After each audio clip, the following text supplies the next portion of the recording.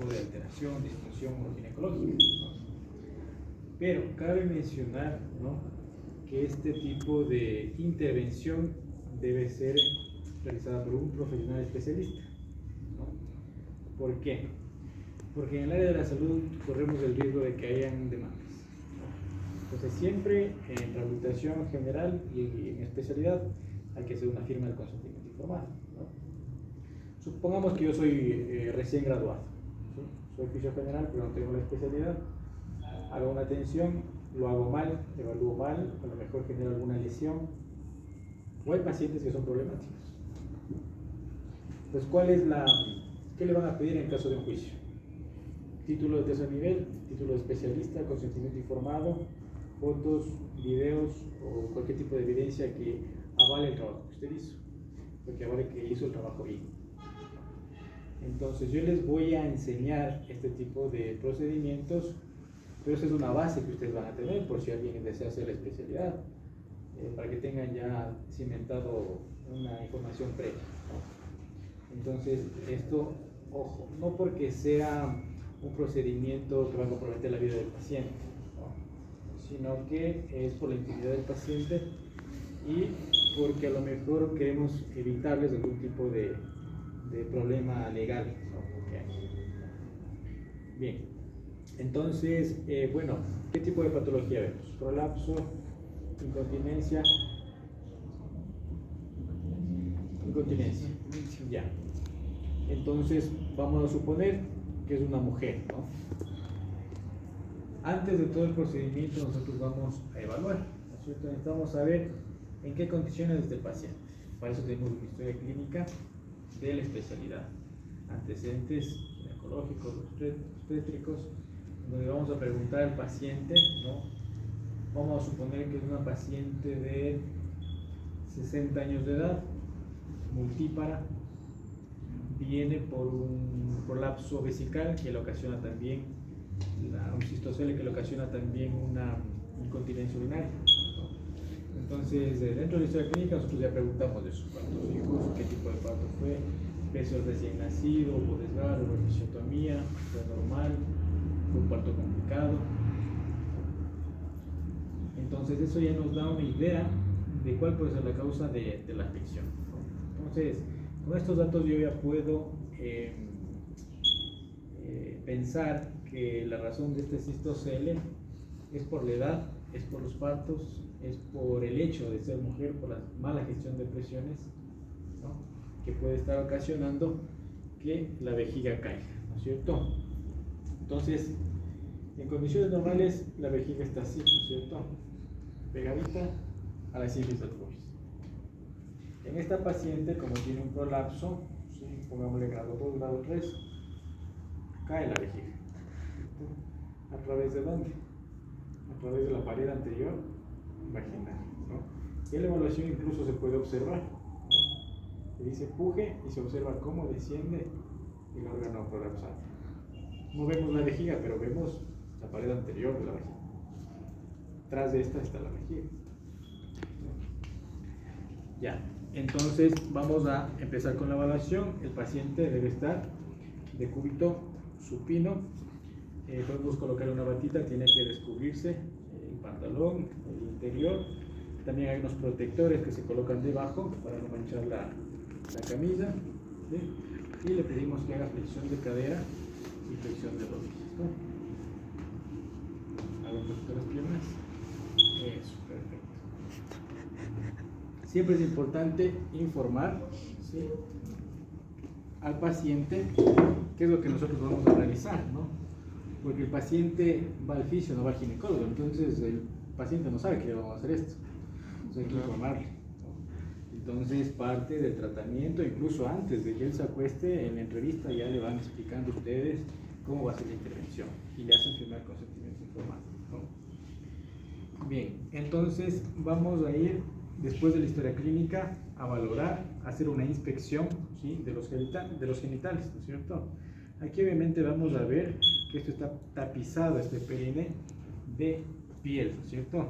Entonces aquí vamos a ver cómo es la distribución del vello pubiano, si es que hay simetría o no en los labios vaginales, si es que existe un aumento, ¿sí?, en la distancia anovulvar, ¿no?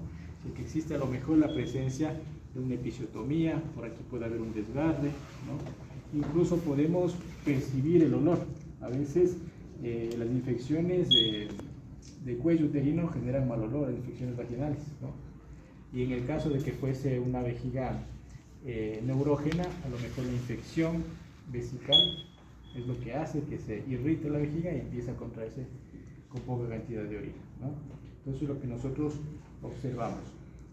Luego vamos desde la parte neurológica a evidenciar la sensibilidad, ¿no? Entonces, ¿qué raíces nerviosas vienen acá? S2, S4, ¿no? Raíces sacras, ¿no? Entonces, la médula tiene dos astas, ¿no es cierto? La asta anterior, ¿qué es? ¿Aferente? Sensitivo. La anterior es motor o sensitivo. Motor. Alcen la mano los que dicen que es motor.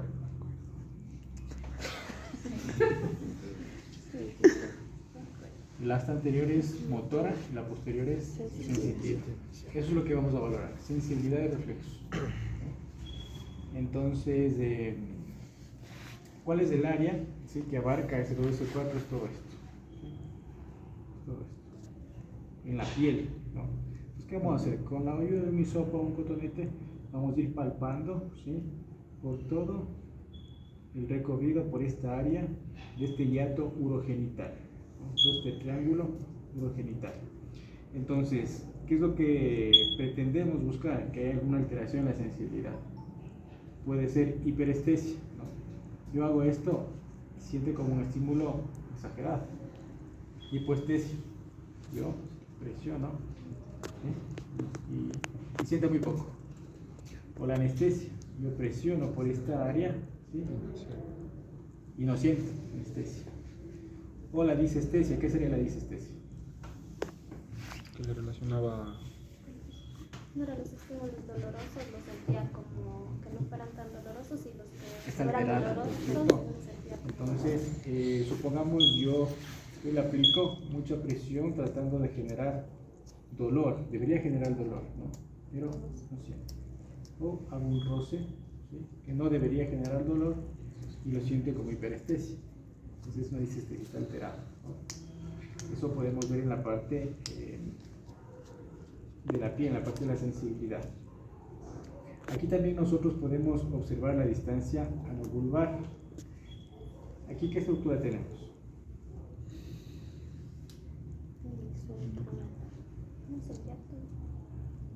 Esto se llama el núcleo central Del periné. ¿Cierto? ¿Por qué es importante el núcleo central del periné? Porque aquí confluyen, sí, miren, todos estos músculos superficiales del suelo pélvico. Entonces imagínense si aquí hay un desgarre o una episiotomía. Obviamente vamos a favorecer al expulsivo del bebé, pero ¿quién se altera? El músculo tal vez superficial, el bulbo cavernoso, o en el peor de los casos, el esfínter anal. Y si yo daño el esfínter anal, me quedo con incontinencia. Entonces esas son las consecuencias del parto. ¿Cómo evito yo, ¿sí?, una episiotomía y un desgarre? Con la preparación al parto, ¿sí? En la preparación al parto, ¿qué es lo que se hace? Entrenamiento muscular del suelo pélvico, el ejercicio que hace con las fibras musculares. Se vuelve de mejor calidad, se vuelven más fuertes. Y también se hace un masaje perineal en esta área superficial para que este tejido muscular, la aponeurosis, sea más flexible y ante el paso del bebé no llegue a desgarrarse. Pero si es un adolescente que a lo mejor el perímetro cefálico del bebé es muy grande, el peso del bebé muy grande y a lo mejor hace un parto normal, ¿qué pasaría? Podría haber aquí un desgarre. Están preparados los tejidos. Ya. Aquí, el núcleo central del periné, ¿cuánto debe medir? Para evidenciar que no hay hipotonía. Hasta 3, máximo 3.5, ¿no es cierto? La distancia anovulvar. Si aumenta, es un signo de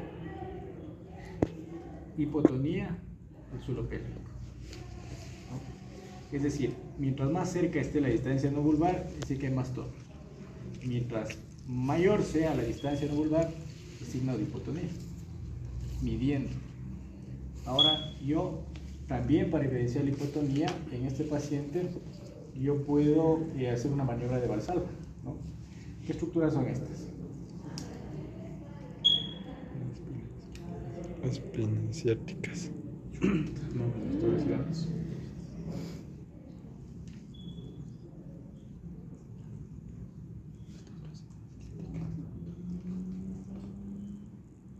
¿Qué es esto? Tuberosidad estética. Las tuberosidades, Estética. ¿no es cierto? ¿Dónde están las espinas? Ahí abajo. Son estas, ¿no es cierto? Entonces, yo al paciente en esta posición, ¿sí?, voy a trazar una línea horizontal entre ambas tuberosidades isquiáticas, imaginarias, ¿no? Entonces, si al pedirle que haga al paciente una maniobra de Valsalva, que es un pujo, que tosa, ¿qué debería pasar con el núcleo central del perineo? Debería protruir. Pero no debe sobrepasar esta línea imaginaria entre ambos isquiones. Porque si sobrepasa esta línea, quiere decir que hay hipotonía. Se tiene que mover el núcleo central del perineo, pero no tiene que pasar por sobre esta línea imaginaria horizontal, porque eso también es una señal de hipotonía, ¿no? Ya, ahora vamos a la parte de los reflejos. Hay un reflejo que valoramos aquí, que es el reflejo bulbocavernoso, ¿cierto? Este reflejo consiste en, con el hisopo, ¿sí?, o con el dedo, este estímulo del clítoris me debe generar una contracción del esfínter anal. Este es el reflejo bulbocavernoso y esto quiere decir que está íntegro este reflejo. Si yo estimulo el área del clítoris y no observo la contracción del esfínter anal, no hay contracción del esfínter anal, no se está dando este reflejo. ¿En qué tipo de pacientes podría pasar esto?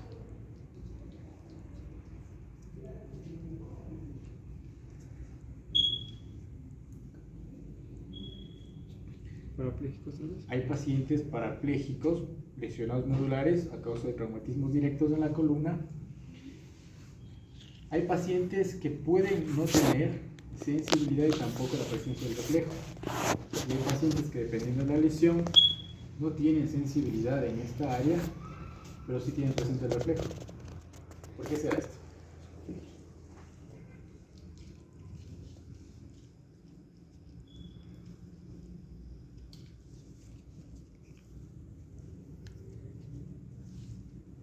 ¿Por qué será? Analicemos.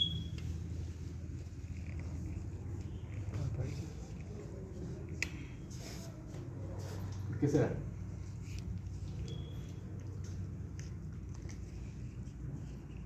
¿Cuál es su razonamiento? ¿Puedo repetirles un poco?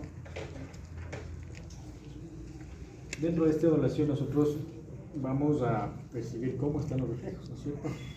Entonces, yo hago un estímulo en el clítoris y ¿qué debe haber?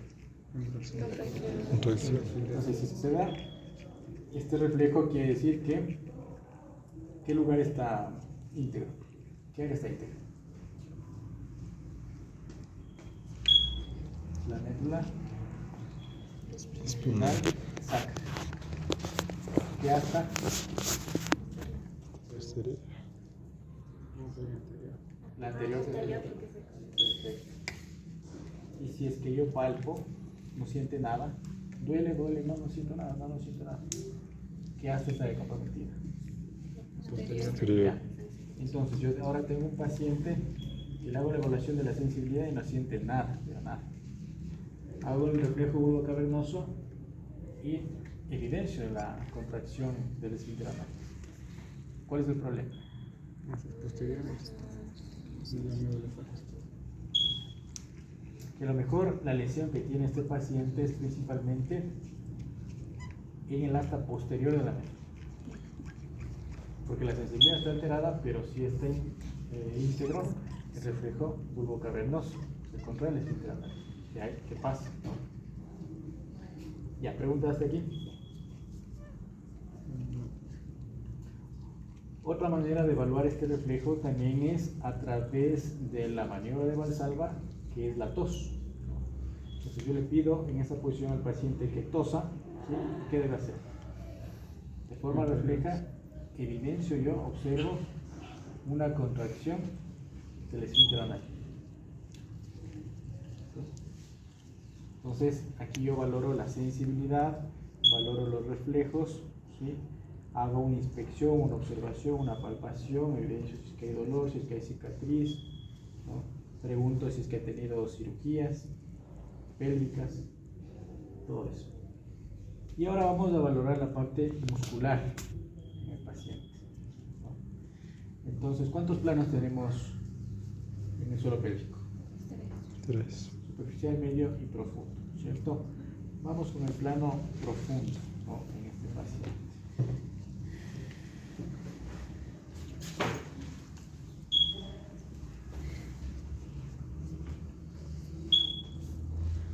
Bien. Obviamente aquí tenemos la presencia del diato urogenital, aquí estaría el introito vaginal, ¿cierto?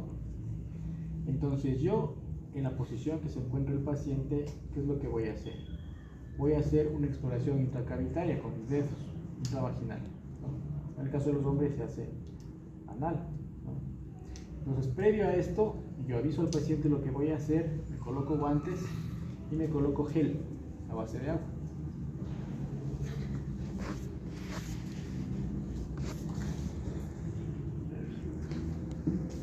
Entonces, este gel generalmente está frío, ¿no es cierto? Entonces yo aviso incluso al paciente, ¿sí? Voy a hacer la exploración, va a sentir un poco de frío, él no se va a asustar, ¿sí?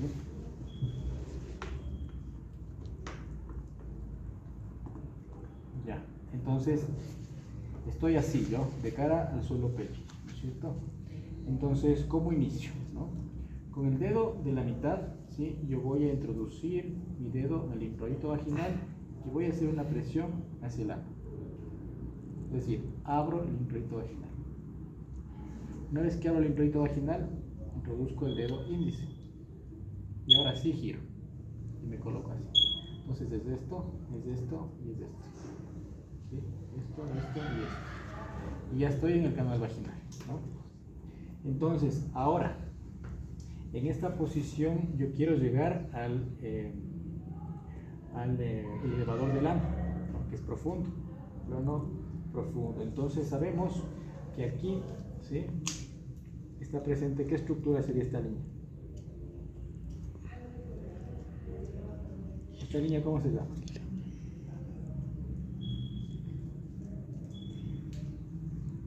Esta línea que observamos aquí, ¿qué será? Esta.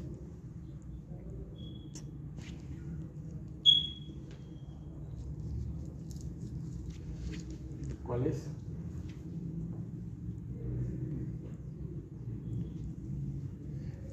La línea espera, ¿no era? No.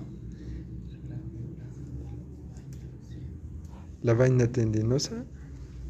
La vaina tendinosa de los elevadores. ¿Por qué? Porque de aquí inician estos músculos y van hacia el ligamento nocoxígeo.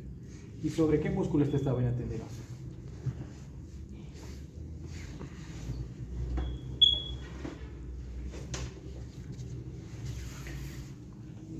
¿Qué músculo está? No sé. Era el obturador. El músculo obturador interno, ¿cierto? Flexione caderas y rodillas. Estoy así, ¿no es cierto? Con el paciente en esta posición. Entonces, quiero llegar al elevador del ano. Sé que la vaina tendinosa de los elevadores, donde nacen los elevadores, es esta. Y este está sobre el músculo obturador interno. Entonces, ¿a dónde voy primero? Al obturador interno. Voy a hacerlo así, obturador interno. Así, obturador interno. Entonces, introduzco mis dedos, me dirijo hacia la pared lateral de la pelvis.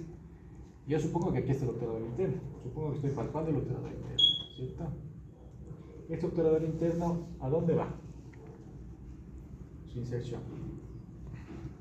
Al trocánter Mayor. fémur, ¿cierto? Entonces quiere decir que tiene relación con la cadera, ¿no? Entonces, al yo mover la cadera, debe moverse el vientre muscular. Yo debo sentir con mis dedos. Entonces, le pido al paciente que levante la cadera, ¿sí? Y que rote, ¿no es cierto? Que haga esto, que haga una rotación de cadera. Mientras haga rotación de cadera, mientras hace rotación de cadera, cambio de lado. Se siente el movimiento del vientre muscular en mis dedos. Entonces sé que estoy en el obturador interno y sé que a este nivel, a mitad del vientre, está todo esto del elevador del ano. Entonces, ¿cómo dirijo mis dedos? ¿Sí? Hacia la línea media. Entonces, estoy ahí. ¿Cierto? Estoy ahí. Ya, entonces hasta ahí yo supongo que estoy en el elevador del ano. ¿Qué más puedo hacer para comprobar que es el elevador del ano? Le pido al paciente que haga una contracción de esfínter. Cierre el esfínter anal. Entonces puedo rectar el elevador del ano. ¿Qué me va a hacer a mis dedos? Va a hacer esto. Elevarlos. Hacia arriba y hacia adelante. Por eso cuando yo tengo un prolapso grado 1, ¿sí? Estos órganos intrapélvicos, ¿sí? Yo podría corregir con entrenamiento muscular del suelo pélvico. Porque a lo mejor en el prolapso grado 1, esta vejiga está ahí. Y al yo fortalecer el plano profundo, como esta musculatura lleva los órganos hacia arriba y hacia adelante, no puedo ubicar. Entonces, así como lleva mis dedos hacia arriba y hacia adelante, las vísceras van a llevarlos hacia arriba y hacia adelante. Pero si es que tengo ya un prolapso grado 3, ¿no? O sea, por más que fortalezca el suelo pélvico profundo, no le voy a reubicar, porque ya es importante la distensión ligamentaria o puede haber una ruptura de estos ligamentos que sostienen el útero o la vejiga, ¿no? Entonces ya estoy aquí, ¿sí? Sé que estoy en el elevador del ano. Ahora voy a valorar la fuerza, según Oxford, ¿no es cierto? ¿Qué me decía Oxford? Es el equivalente a daños, ¿no es cierto? Los últimos grados 4 y 5 yo aplico resistencia, pero tengo que tomar en cuenta que aquí hay dos hemicúpulas, una derecha y una izquierda. Entonces primero yo valoro que hemicúpula sería esta, Derecha. derecha del paciente, y esta Izquierda. izquierda del paciente, ¿no? Entonces voy a valorar con Oxford en qué nivel de fuerza está el paciente. Pero me dicen en los últimos niveles 4 y 5 yo debo aplicar resistencia. ¿Cómo aplico la resistencia? Con mis dedos. Hago una contracción del esfínter anal. ¿Qué va a hacer con mis dedos esto? ¿Cómo pongo resistencia yo? Presionando. Presionando. Mi cúpula derecha y mi cúpula izquierda. Y presiono. Todo esto es elevador del ano. Y siempre yo valoro ambas hemicúpulas. Porque a lo mejor, así como en el diafragma, una hemicúpula puede tener más tono que la otra. Uy, perdón. Entonces aquí puede pasar lo mismo, ¿no? Entonces supongamos que este paciente tiene la hemicúpula derecha con mayor tono que la izquierda. O sea, no está equilibrado, está el tono así, ¿no? ¿Podría yo iniciar a trabajar con este paciente? No. No, porque debe estar equilibrada las fuerzas, si no estoy aumentando ese desequilibrio, ¿no? Pero la pregunta es, ¿cómo trabajo selectivamente en un lado? ¿Cómo creo?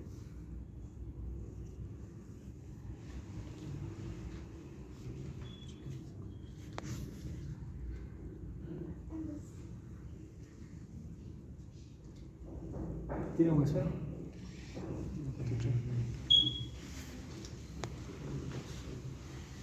Ya vamos a ver después. Así como hay electrodos percutáneos, los de parche que tenemos, ¿cuál es la función de la electroestimulación? Hace una estimulación a nivel de las terminaciones nerviosas y obviamente va a excitar el músculo, va a haber una contracción. Así como pasa a nivel percutáneo, también pasa acá. Entonces, supongamos que hay menos tono en la hemicúpula izquierda. Este es el electrodo intracavitario. Entonces, yo debo orientar este electrodo hacia qué lado. ¿Mi cúpula derecha o mi cúpula izquierda? Esta porque tiene menos tono. Entonces, coloco el electrodo, ¿sí? Coloco aquí un esparadrapo y estoy estimulando la hemicúpula izquierda que le hace falta tono. puedo aumentar el tono, puedo aumentar la fuerza con electroestimulación. Y si es al revés, cambio de lado y así estimulo la otra hemicúpula. Entonces siempre te iré evaluando en las sesiones para ver que el tono se equilibre. Y también lo puedo hacer de forma manual. Reduzco mis dedos, hemicúpula izquierda, supongamos que a esta le falta fuerza y tono. Entonces aquí le hago trabajar y yo luego resistencia con mis dedos. Aquí trabajo así, trabajo así. Isométrico, isotónico. Cambio de lado.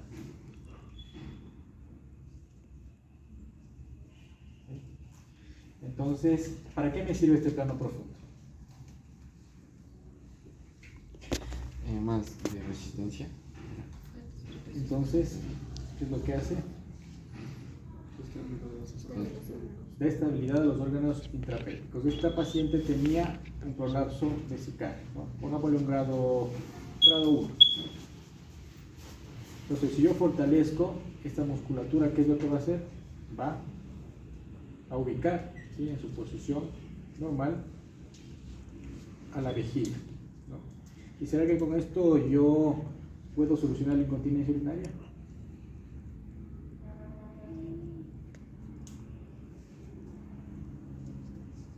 Si es que en el grado 1, esta caída del cuerpo vesical me ocasiona la apertura del cuello vesical, puede ocasionar incontinencia urinaria.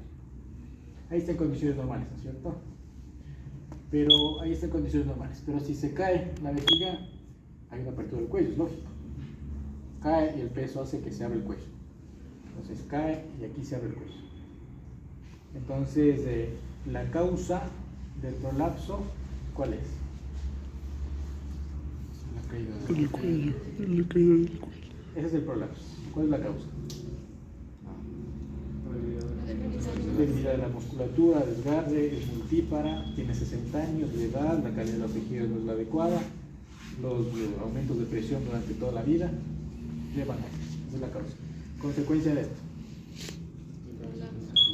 apertura del cuello vesical, y esto al estornudar, al reírse, al cargar peso, Se va. es un grado 1.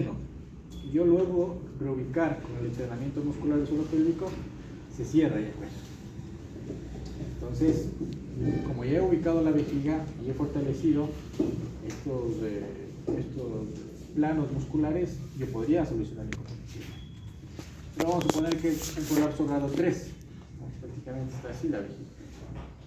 Un prolapso grado 3. ¿Me servirá la fisioterapia, el entrenamiento muscular? No. ¿Por qué no? Puede que haya una distensión importante en los ligamentos o una ruptura incluso. Pero no es que no nos sirve del todo la fisioterapia. ¿Por qué? Porque esta paciente va a someterse a una cirugía. Le van a colocar una malla y ubican ahí a la se cierra el cuello, se soluciona la incontinencia urinaria. Pero ¿para qué nos sirve el entrenamiento muscular prequirúrgico? Para preparar a los tejidos de la musculatura para la cirugía. Hay cirujanos que mencionan y dicen, les ponen al parecer, ¿en qué tipo de estructura será más fácil coser? ¿En una hamburguesa o en un lomo fino? ¿Qué creen ustedes? Lomo fino. Entonces eso es lo que hacemos nosotros como fisioterapia prequirúrgica. Hacer un entrenamiento muscular para que esta calidad de las fibras musculares sea mejor, más resistente y más fuerte, y favorezca la cirugía. Y después de la cirugía también podemos hacer rehabilitación, porque si ya está ubicada la vejiga, a lo mejor aquí hay debilidad, principalmente en este plano superficial y medio del cerebral externo. Entonces aquí yo tengo que fortalecer este complejo estriador genital. Entonces, si ya me dieron con la cirugía ubicando la vejiga, se cerró el cuello, y aquí también tengo que potenciar este esfínter, esta llave, para evitar la salida de orina al esfuerzo y está solucionado. Pero ¿será que aquí termina el tratamiento de la paciente?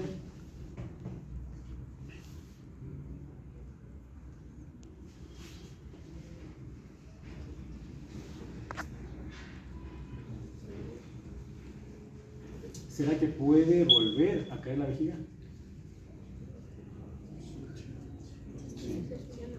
Hay cirugías de hernias que son recidivantes al cabo de 5 o 6 años, que vuelven a protruir. A lo mejor puede pasar lo mismo en este paciente. ¿En qué caso? En el caso de que continúe gestionando malas presiones. ¿Por qué? Porque la mala gestión de presiones ya dañó los ligamentos, tuvimos que operar.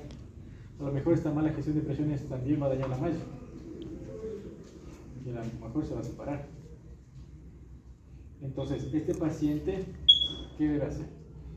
Fortalecimiento. Fortalecer el core y fortalecer el suelo pélvico. Y de esa forma prevenimos que al cabo de 5 o 8 años vuelva a tener la cirugía. O a lo mejor ya solucionamos el problema de la vejiga, pero a lo mejor también se está distendiendo que es del útero. ¿Cómo prevenimos esto? Fortaleciendo el core y el suelo pélvico.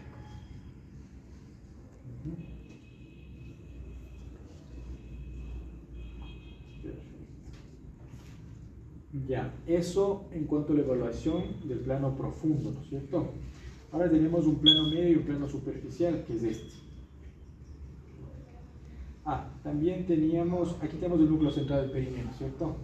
Y vamos a imaginarnos qué es esto. Yo quiero evaluar el tono del núcleo central del perineo, a ver si esa hipotonía que está presente me está causando ese prolapso. Entonces, de igual manera,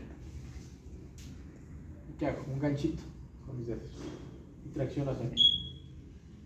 ¿Qué es el tono? Es la resistencia a la deformación. Entonces, si cede mucho el núcleo central del perineo y sobrepasa esta línea imaginaria entre ambos isquiones, hipotonía. No debe sobrepasar, debe quedar aquí. Ahora, voy a valorar el plano superficial. Igual introduzco mis dedos, ¿no? Ahí tenemos qué músculos están aquí. Estos. Estos. Bulbo esponjoso. Este. Transverso superficial.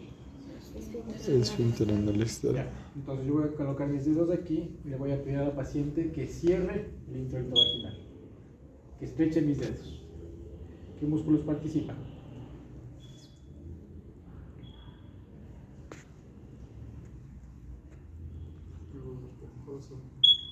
Principalmente el que está aquí. Bulbo esponjoso. ¿Cuál más? No. Transverso. No siento ese músculo porque tendría que yo meter el dedo en la uretra para sentir ese músculo. Y el cavernoso. Estoy en el introito vaginal. Bulbo esponjoso. Transverso. No. Dos más, ¿eh? El disco cavernoso está muy arriba. tiene más relación con la erección del clítoris. Está muy lateral acá en la rama escrotal. Hay dos más. Les doy una pista. El complejo estriado urogenital. Aquí hay un músculo.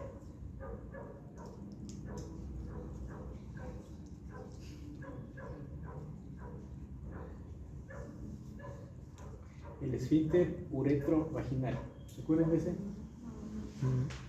Era una U que rodeaba tanto a la uretra como a la vagina, por eso es esfínter uretrovaginal. Cuando yo le pido una contracción de la vagina, ese me va a cerrar mis dedos. El bulbo cavernoso me va a cerrar mis dedos. Y uno más también.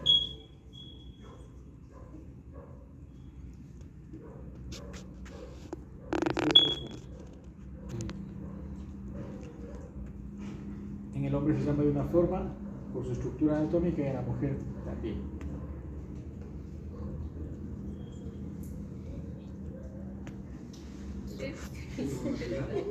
El cubo vaginal, ¿cierto? Es decir, todos los músculos que tienen relación con las paredes de la vagina. Entonces, ¿estos qué van a hacer con mis dedos? Los van a cerrar. Entonces, quiero yo poner una resistencia a este cierre. ¿Qué es lo que debo hacer con mis dedos? Abrir. Si yo abro mis dedos, no me permite aquí. Yo abro mis dedos, ¿sí? Y le pido al paciente que haga una contracción. ¿Y qué es lo que debería pasar? Cerrar mis dedos. Quiero poner resistencia, pues mantengo mis dedos abiertos y opongo una resistencia al cierre del esfínter vaginal, se podría decir. Y aquí yo valoro un Oxford. 1, 2, 3, 4, 5. Son resistencias en resistencia máxima. Ahora, aquí en esta parte muscular, ¿no? Yo puedo sentir ya cuando se fatiga el músculo, porque yo lo estoy presionando. Hoy estoy abriendo los dedos. Entonces yo puedo sentir al cabo de cuántos segundos y empieza a debilitarse la contracción. Y puedo anotar cuántos segundos mantiene esa contracción, ¿no? O una forma más específica, más objetiva de evidenciar eso es con ecografía. En esta posición, ¿sí?, del paciente, ¿sí?, yo coloco el transductor de la ecografía y en la pantalla del ecógrafo se ve el suelo pélvico, ¿sí?, como una montañita. Entonces, cuando yo le pido una contracción del suelo pélvico, ¿qué va a pasar con esa montañita? Sube, crece. Sube. Es el suelo pélvico. Y cuando empieza a hacer esto, ¿qué quiere decir? Descenso. Que ya está fatigándose. Entonces yo observo, incluso es una valoración mucho más objetiva que palpar, ¿no? Entonces, si yo no tengo ecografía, palpo y percibo la fatiga del músculo. Mi cúpula derecha, mi cúpula izquierda, plano superficial. En esta paciente con prolapso grado 1, grado 2, ¿qué debo hacer? Enfocarme en el entrenamiento muscular El core. profundo, ¿no es cierto? ¿Qué tipo de entrenamiento hago en este plan? ¿Cómo serían las contracciones? ¿Cómo sería la dosificación del ejercicio si yo quiero ganar resistencia?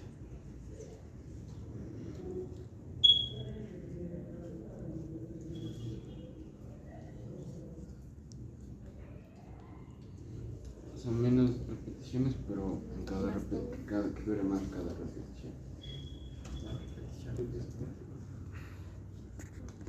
Que la contracción le mantenga más tiempo. Aquí tiene mucho que ver el tipo de descanso y el tipo de trabajo, ¿cierto?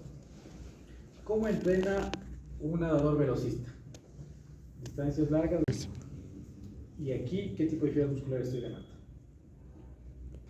¿De resistencia? Potencia. ¿Cómo gano fuerza? Mayor carga, más repeticiones rápidas. Por eso, ¿cuánta distancia nada un nadador velocista? 25 o 50 metros. ¿Cuánto nada un nadador de fondo? Bajito, 5 kilómetros. ¿Quién tiene fibras musculares? ¿El de piscina o el de aguas abiertas? Resistencia. Aguas abiertas. Por eso, ¿han visto los ciclistas que son delgaditos? O los atletas que son delgaditos. ¿Por qué? Porque la fibra muscular de resistencia es más delgada que la de fuerza. Lógico. ¿Han visto los que van al gimnasio, los que hacen carga de peso, fisicoculturistas? ¿Qué tipo de fibra muscular están trabajando? El tipo 2, ¿cierto? Fuerza es más grande, más gruesa. Lo mismo pasa acá. Aquí en este plano superficial y medio, yo debo tener un velocista o un resistente. Es velocista.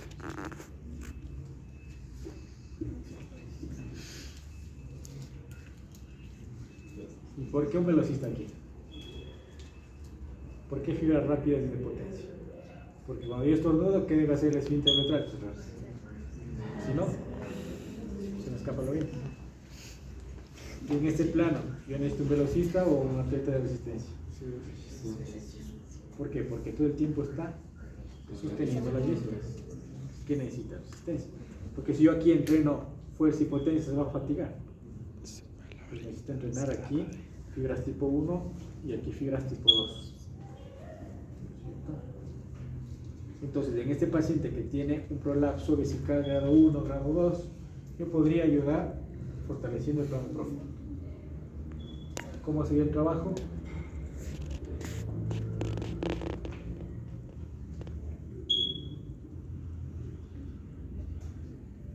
¿Le doy más descanso o menos descanso?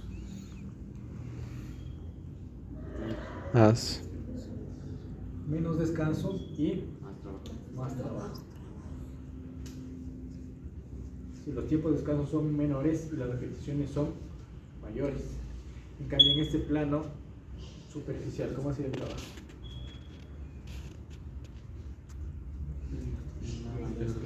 Mayor descanso y menor trabajo.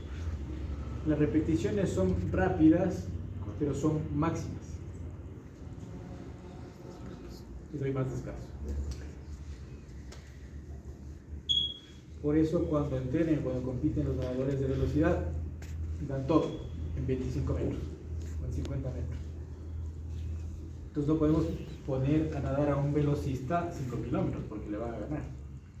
Su capacidad, su condición muscular es para velocidad, no para resistencia. Claro, si podemos nadar un fondista con un velocista, 50 metros le va a ganar el velocista.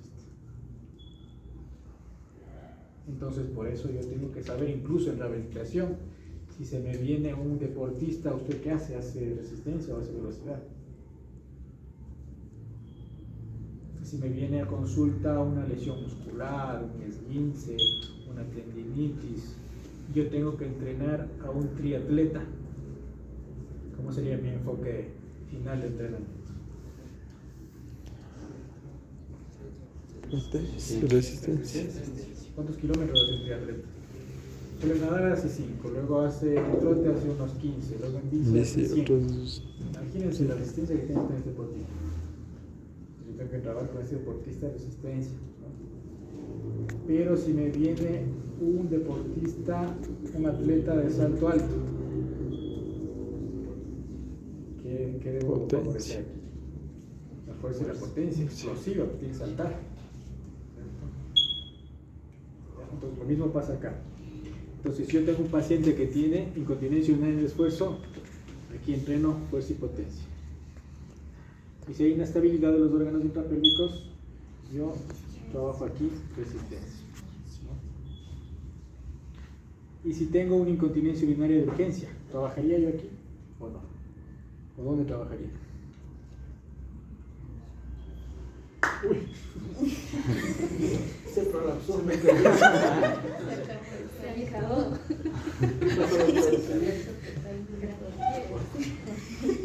Aquí tengo la incontinencia urinaria de urgencia, es una vejiga neurógena, ¿no es cierto? Entonces, aquí una alteración en qué nervios. Pélvicos, porque hipogástricos. son los que controlan la contracción del defusor. Entonces, en esta vejiga hiperactiva, ¿trabajo esto o solo me dedico acá?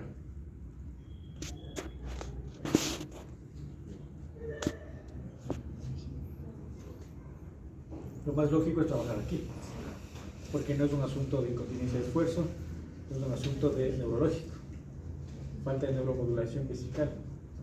Sí, yo trabajo aquí, con electroestimulación de raíces sacras y tibial posterior. Pero hay evidencia en artículos científicos que recomiendan no solo trabajar la parte neurológica, sino también la parte muscular. Es decir, que hay mayor efectividad en el tratamiento cuando yo combino, ¿sí?, esta vejiga neurógena, tratamiento de neuromodulación con entrenamiento muscular del suelo pélvico. No porque el problema está aquí me voy a olvidar de la musculatura. No. Esto siempre hay que fortalecer, activar, valorar tono, fuerza para poder trabajar. ¿Sí? ¿Preguntas?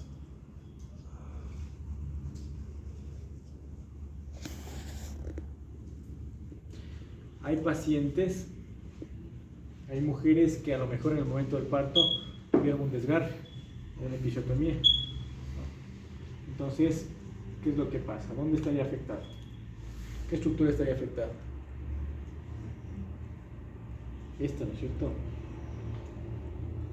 Aquí a nivel vaginal. Funcionalmente no afecta a la cicatriz, pero sí altera a la función sexual, porque aquí en este tejido vaginal está presente la cicatriz. ¿Cómo este corte? Vamos a imaginar que es este corte. Cuando hay un corte, una lesión, hay una cicatriz, hay una fibrosis. De la penetración aquí, esto ocasiona dolor.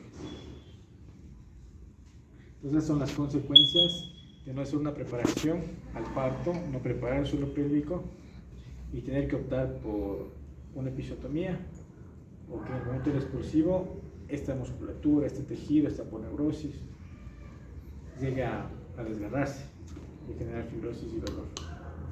Pues es importante hacer preparación al parto. Ya, eso en cuanto a la parte muscular del suelo pélvico. Vamos a suponer que este paciente tiene un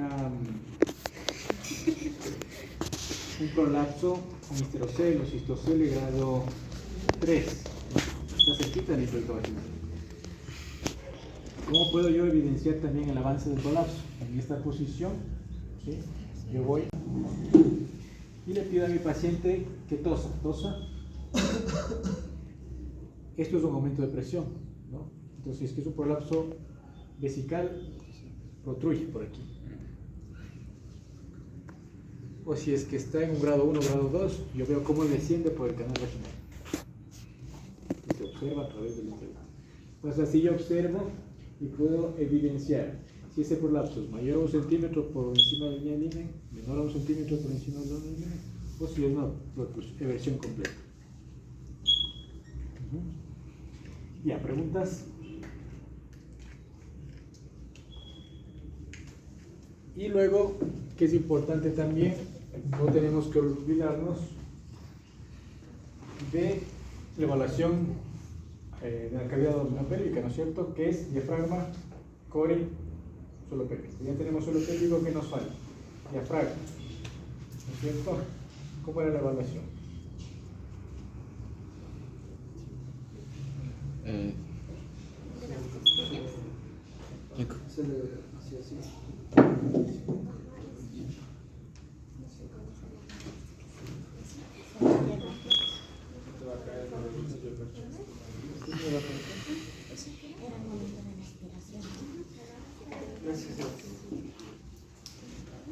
Ya, entonces vamos a evaluar diafragma, las de mi cúpula, ¿no es cierto? No, 50. ¿Cuánto utilizamos por esa parte, no? Acá podemos hacerlo 50. Vamos a evaluar en mi cúpula izquierda, de colocarse acá, ¿cierto? ¿Ya? Entonces, ¿por qué es importante esta postura? La flexión de caderas, ¿en qué me ayuda? Inhibición del suelo ciliaco. No a inhibirlo, a liberarlo, a evitar que haya una tensión, ¿no? Para que no haya una evaluación falsa en cuanto al tono, ¿no? Entonces, evalué mi cúpula izquierda, me coloco contralateral, coloco mis manos sobre la pared del costal. No. Contralateral, ¿no? Se me facilita evaluar acá. Despacito la mano. Despacito la mano. Lo que me he dado cuenta mucho, ya en fisios graduados y en estudiantes, es que le piden que toquen al paciente y o sea, tienen las manos muy pesadas, muy bruscas. No, son siempre suavitas. Si yo aplasto al paciente, si yo tengo las manos frías, si yo causo dolor, sí se va a alterar el tono del diafragma y se va a sentir incómodo el paciente. Entonces las manos suavitas, bien superficiales. ¿Cómo sé dónde colocar las manos? Muy bien, Primero está bien usted, señor. ¿Dónde está el reborde costal? Entonces aquí van mis pulgares y mis manos. Perfecto, muy bien. Ya más suavita la mano, más suavita. No, primero se jalaba y después. Más suavita, más suavita. Más suavita, es solo contacto. Solo esto, contacto con la piel, sin presionar. Ya, pero ya, coloquemos aquí. Ya, ahí nomás. Ya.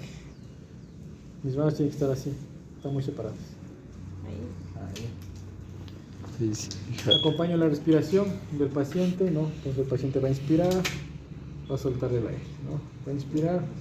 Cuando yo estoy listo, en el momento de la expiración, tracciono hacia mí e introduzco mis dedos.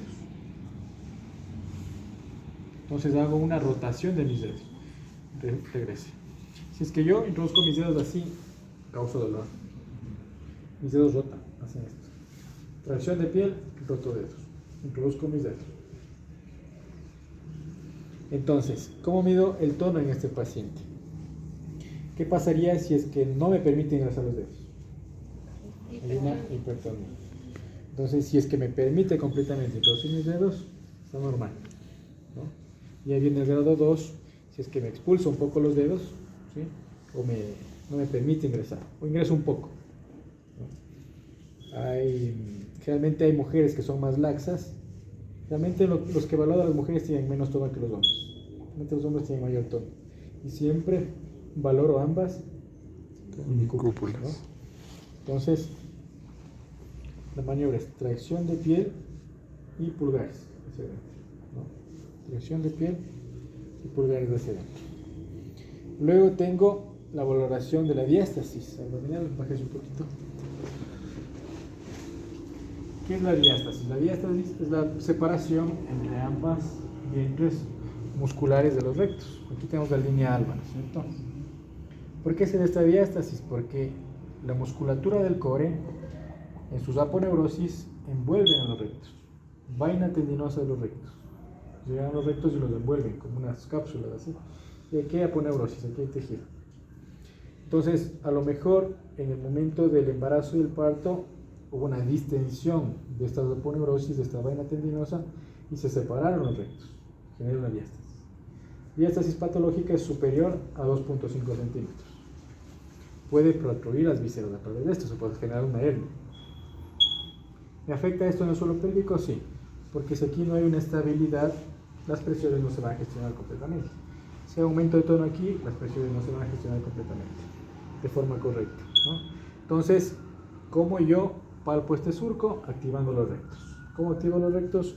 Flexión de tronco. Separo las escápulas, separo y palpo por todo el recorrido de los rectos, ¿no?